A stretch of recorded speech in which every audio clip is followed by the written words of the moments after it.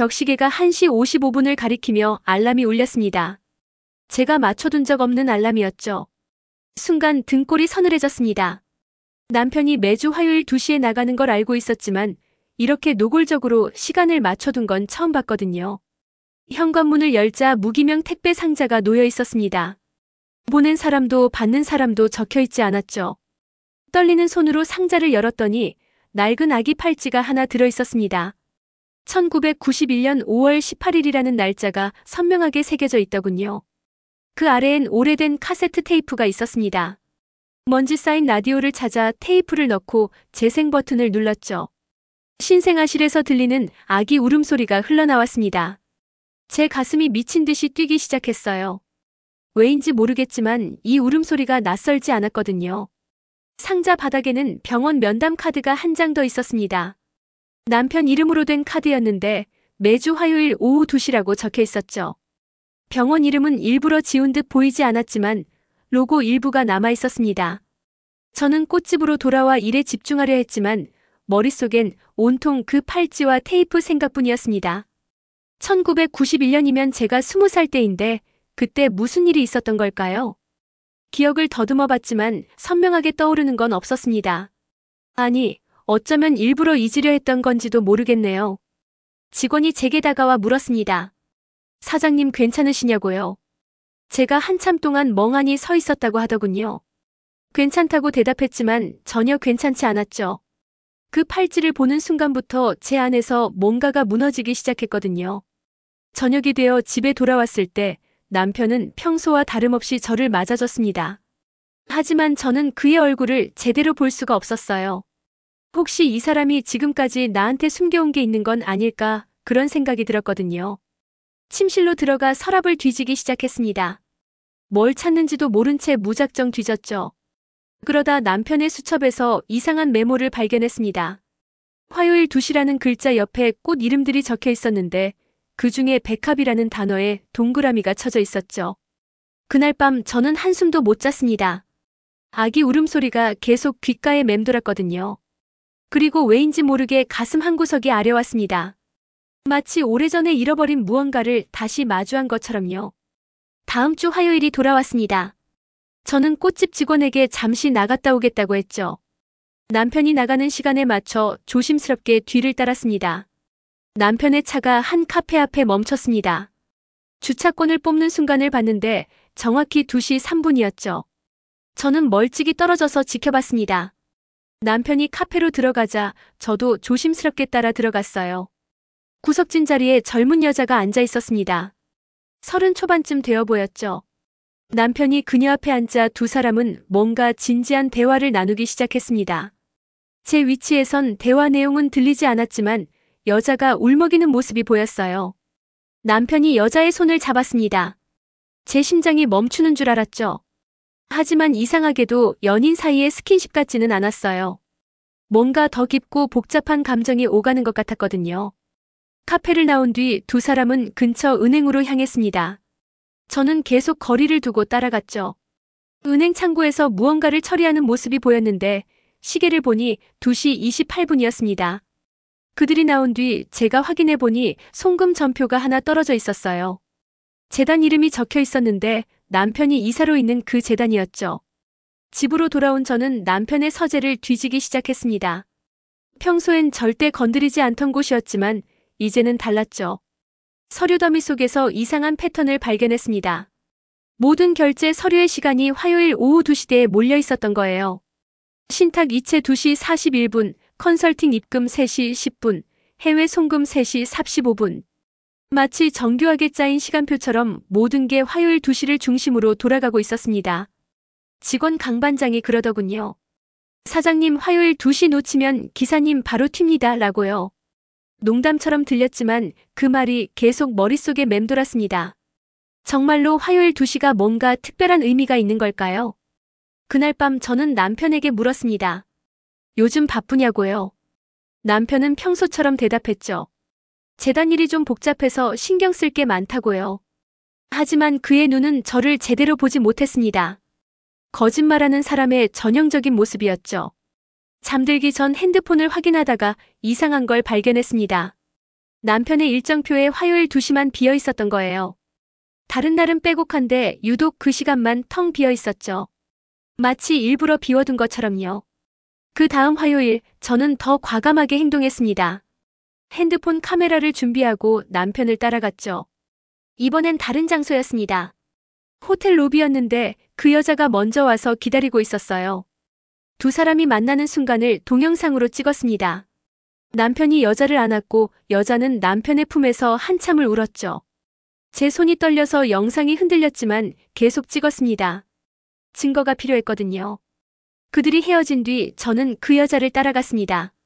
어디 사는지 뭘 하는 사람인지 알아야 했죠. 여자는 작은 원룸 건물로 들어갔습니다. 우편함을 확인해 보니 이름이 적혀 있었어요. 그녀의 이름은 할인이었습니다.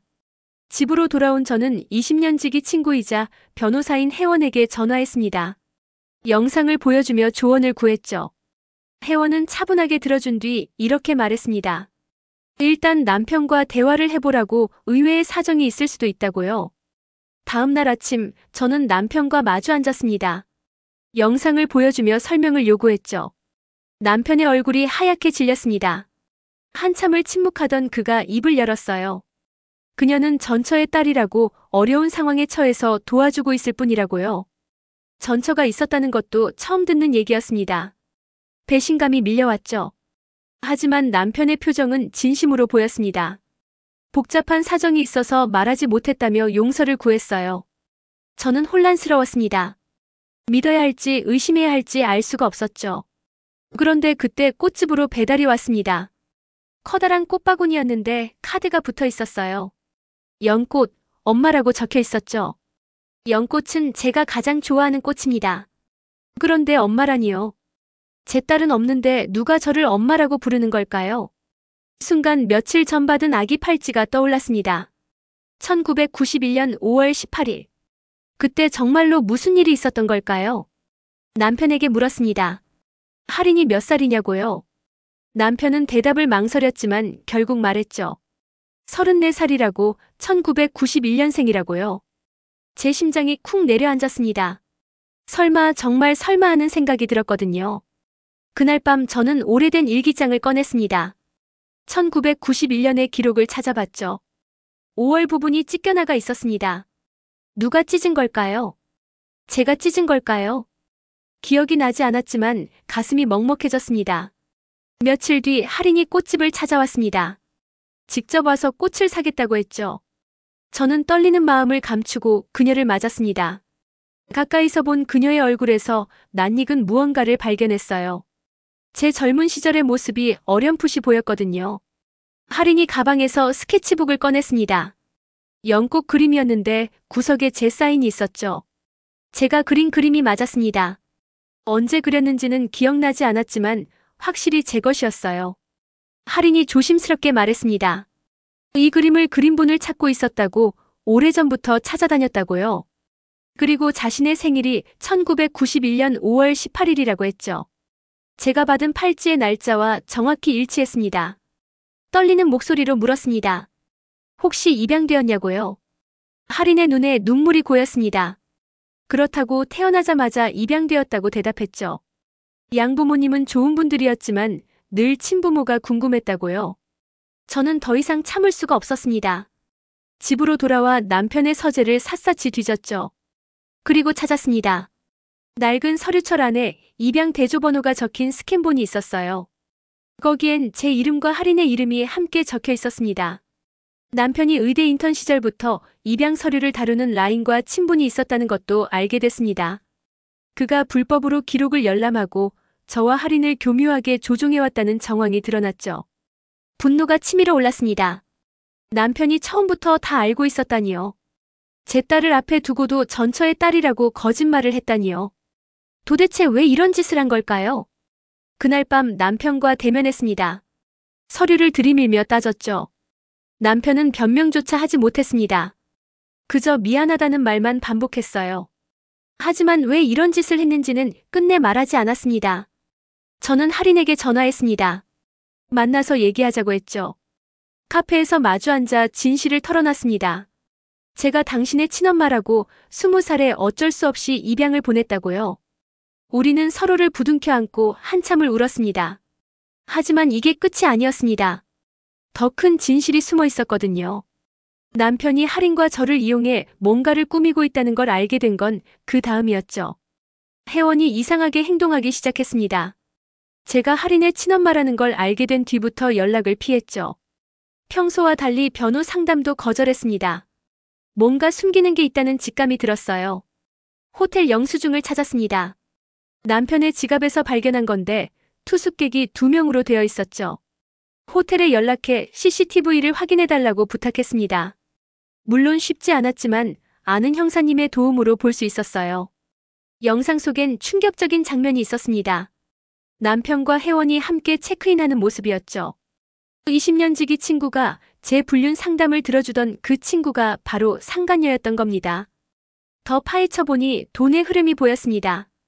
재단 결의서를 통해 혜원의 로펌 신탁으로 거기서 다시 남편의 차명 컨설팅 회사로 돈이 흘러갔죠. 체계적이고 치밀한 자금 이체 체인이었습니다. 시어머니께 모든 걸 털어놓기로 했습니다. 증거를 들고 찾아갔죠. 그런데 예상치 못한 일이 벌어졌어요. 혜원이 먼저 와 있었고 시어머니 앞에서 폭탄 선언을 했습니다. 혜원이 낡은 사진을 꺼내 보였습니다. 내 아버지 유품이라며 제게 던졌죠. 사진 속엔 제 아버지와 한 여인이 있었습니다. 혜원이 말했어요. 자기가 바로 그 여인의 딸이라고, 우리가 이복자매라고요. 시어머니는 혼란스러워했습니다. 그러면서도 피부치는 소중하다며 혜원을 감싸려 했죠. 하지만 저는 받아쳤습니다. 진짜 피부치는 제 딸 할인이라고, 시어머니의 친손녀라고 말했어요. 서류를 보여드렸습니다. 할인이 제 친딸이라는 증거들을요. 시어머니의 표정이 변했습니다. 친손녀라는 말에 눈빛이 달라졌죠. 혜원이 이복 언니든 뭐든 친손녀만큼 중요하진 않았던 겁니다. 그제야 혜원의 진짜 목적이 드러났습니다. 단순한 불륜이 아니었어요. 남편과 함께 재단 돈을 빼돌리고 유산까지 노리고 있었던 거죠. 그들에겐 할인이 중요한 패였고 저는 그저 걸림돌이었던 겁니다. 분노와 배신감이 동시에 밀려왔습니다. 가장 믿었던 두 사람에게 이렇게 당하다니요. 하지만 이제 시작이었습니다. 그들이 꾸민 더 큰 음모가 있었거든요. 며칠 뒤 충격적인 연락을 받았습니다. 친자검사 결과 할인과 제가 일치하지 않는다는 거였죠. 불가능한 일이었습니다. 분명 모든 증거가 할인이 제 딸이라고 가리키고 있었는데요. 검사기관을 조사해봤습니다. 그리고 발견했죠. 그 기관의 브로커가 혜원과 연결되어 있다는 걸요. 돈을 받고 결과를 조작한 겁니다. 하지만 왜 그런 짓을 한 걸까요? 할인의 의료 기록을 자세히 살펴봤습니다. 그러다 중요한 사실을 발견했죠. 할인이 어릴 때 골수이식을 받았다는 기록이었습니다. 골수이식을 받으면 키메라 현상이 생겨 일반 DNA 검사로는 진짜 확인이 어렵다고 하더군요. 재검사를 요청했습니다. 이번엔 미토콘드리아 DNA 검사와 목의 집게 검사를 함께 진행했죠. 다른 기관에서 철저한 감시 하에요. 결과는 명확했습니다. 할인은 확실히 제 친딸이었어요. 그때 남편과 혜원의 진짜 계획을 알게 됐습니다. 시어머니의 유언 대용 신탁에 특별한 조항이 있었던 거예요. 친손을 인정받으면 상속 우선권을 갖는다는 조항이었죠. 그들은 할인을 남편의 딸로 둔갑시키려 했던 겁니다. DNA를 조작해서요. 그래서 재산과 재단을 모두 차지하려 했던 거죠. 할인이 제 딸이 아니라 남편의 딸이 되면 모든 게 그들 뜻대로 흘러갈 테니까요. 문서를 더 뒤지다 보니 놀라운 사실이 또 드러났습니다. 혜원이 제 아버지의 유산을 이미 일부 가로챘다는 거였어요. 이복 언니라는 지위를 이용해서요. 그리고 그 돈으로 로펌을 차렸던 거죠. 시어머니께 모든 진실을 보고했습니다. DNA 조작 시도, 유산 사기 계획, 모든 걸 증거와 함께 제출했죠. 시어머니는 충격을 받았지만 친손녀 할인을 지키겠다는 의지를 보였습니다. 저는 새로운 변호사를 선임했습니다. 혜원이 아닌 정말 믿을 수 있는 변호사를요.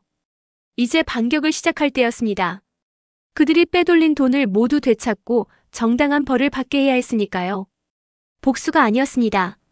정의였죠. 제 딸을 이용하려 했던 그들을 저는 절대 용서할 수 없었거든요. 새 변호사와 함께 치밀한 계획을 세웠습니다.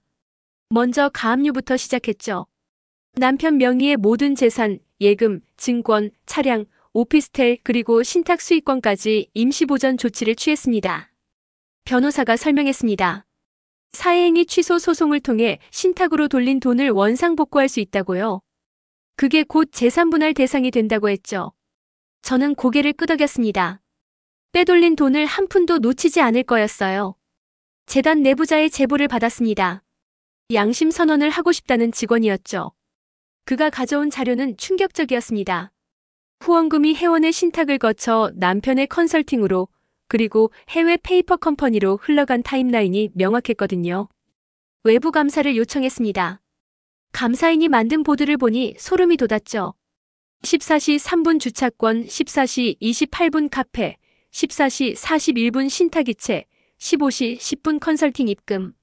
모든 게 화요일 2시를 중심으로 움직였던 겁니다. 남편의 서재에 비밀이 더 있을 거라 생각했습니다. 영장을 받아 합법적으로 수색했죠.